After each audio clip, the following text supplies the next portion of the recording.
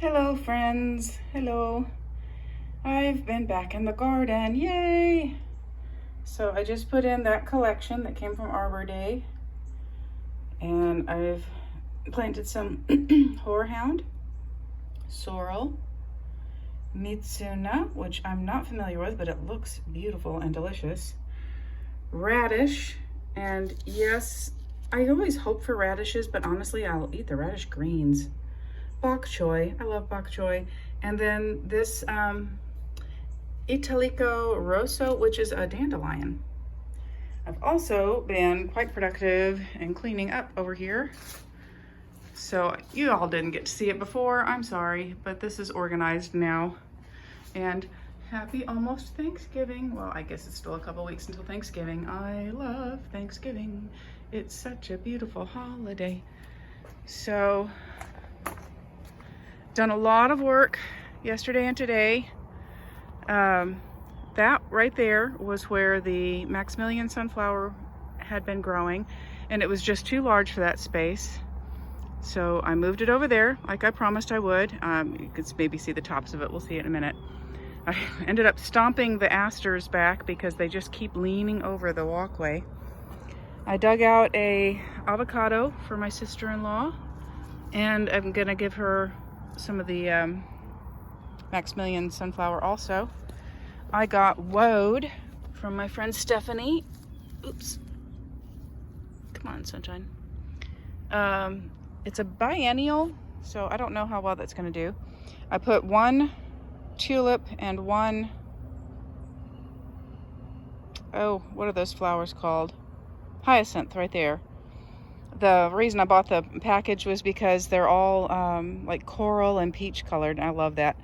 We had a frost, and then we've had a long warm spell, so the elephant ears are growing back. Apple tree's doing good. This is the area that I've been working on the most. I cleared this yesterday, and we got some rain yesterday, which was super nice, and I put in the dandelion, rosso dandelion, and then bok choy, radish, one of those other things, and horehound. So shadiest to sunniest, because that way is south. So let's take a tour of the garden. Apple trees are doing nice. They didn't really, well, golly. This one's doing all right. That one over there was doing fine, and I just noticed it's not. Artemisia, doing well. Wee pond, I just added some more water the other day. Leaving the black-eyed Susan seed heads for birds. And if you'll notice, I took out the little fence. The fencing that was there. I kept it up there because of people driving in. I didn't want them to drive over the garden. But now there's not many people coming. Okay, we've got one leaf. My goodness. We've got a start down there. I don't know if it's because that one's closer to the house, so it might have been more protected from the frost. But that worries me that he's already lost all of his leaves. The ridiculously fast growing, that tree is not even one full year old. No, I apologize. Those are the ones that aren't even a whole year old. That one I did plant it a year ago. So yeah, that's the advantage between planting one of those little pencils, basically. They grow so fast. This guy had been in a pot, and I did not know he was going to be so big. There's a weed pile that I put on that bunch of elephant ears. Here's another elephant ear that I piled some weeds on. That one got hit the most by the frost, and that's kind of telling me that maybe it was the frost that got that apple tree to drop its leaves. I did put some eye objects in the way of the cars, but you know, a lot of people don't even notice. I gotta pull these guys up or cut them down and move them because they're crazy. Potatoes. I've never harvested these. The amaranth did not survive the frost at all, which was expected. The grapevine has lost all of its leaves, and it's just crazy in here. There's another, that's where I dug out that avocado tree. It had been hit pretty hard by the frost. Let's see, what else is going on right now? Everything else is pretty much as it was. Oh, wait, look at this. Asparagus. Asparagus. This is the Chinese princess tree I've got to cut down. I've got a lot of things I need to cut down. Oh, catkins. We've got catkins on our hazelnut. You know what that means. Soon we'll get nuts. Maybe next year we'll get nuts. Look at that. Cut down a banana tree and just flopped it over here. I let all that go to grass because everything I planted there had failed. I'll probably regret that. I'm gonna regret this too. I can't even see the pathway over here. Right, let's go back to where we can put some compost in there a week or so ago. Put some compost in there about a month ago. I've harvested some of the marigold seed heads. This is the waggly finger. That's the waggly finger of gardening. I was hoping that the lettuce would come back over here, and it doesn't appear to be. But you know what? I've been eating violet leaves. Why the heck not? You're gonna grow in my garden. You're edible. I'm gonna eat you. Oh, look! Look! Arugula has come back. Arugula. We had some arugula over here too. Did it also come back?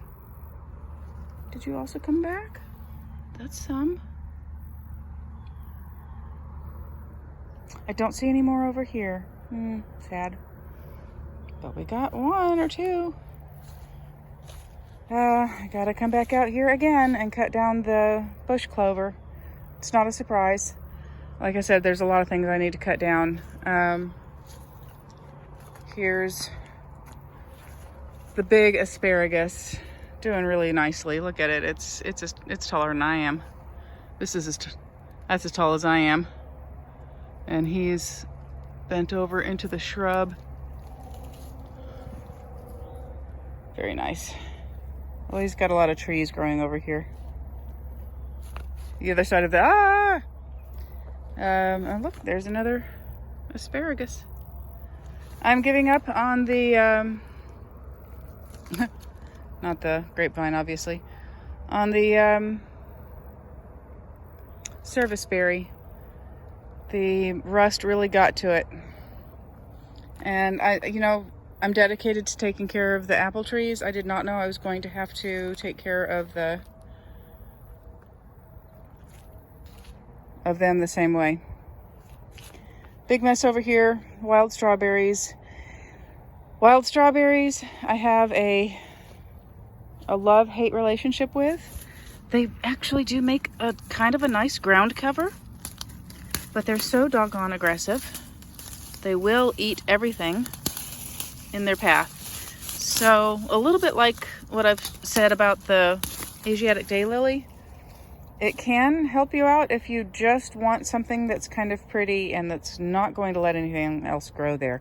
Unlike the Asiatic daylily, wild strawberries are difficult to get rid of.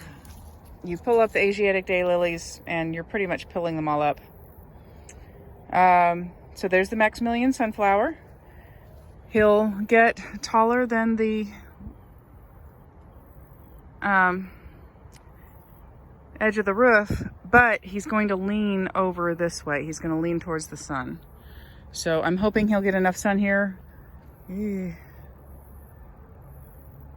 Because that way's east, so he should get morning sun after it comes up over this guy. And these, which are also going to be in the way, they're not going to be here next year. I'm definitely cutting them back down next year. So because of this area has become quite shady.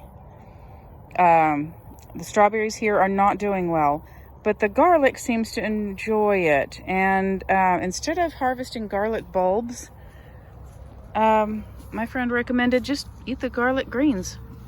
They're milder, but they're tasty, and they just, they just come back.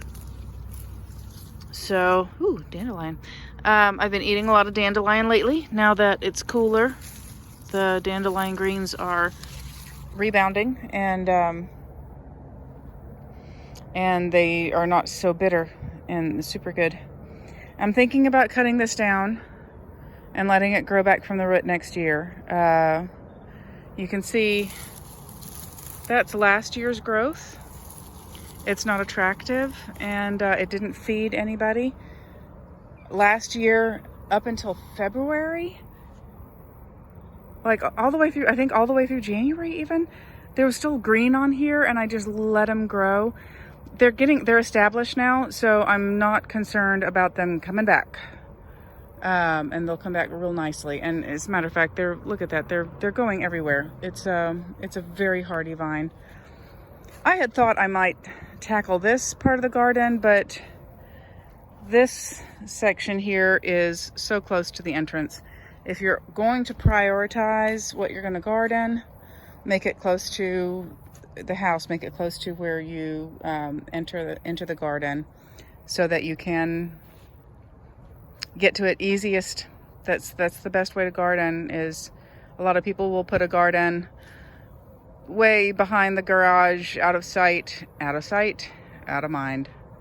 So that's why it gets crazier the further away from the entrance we get.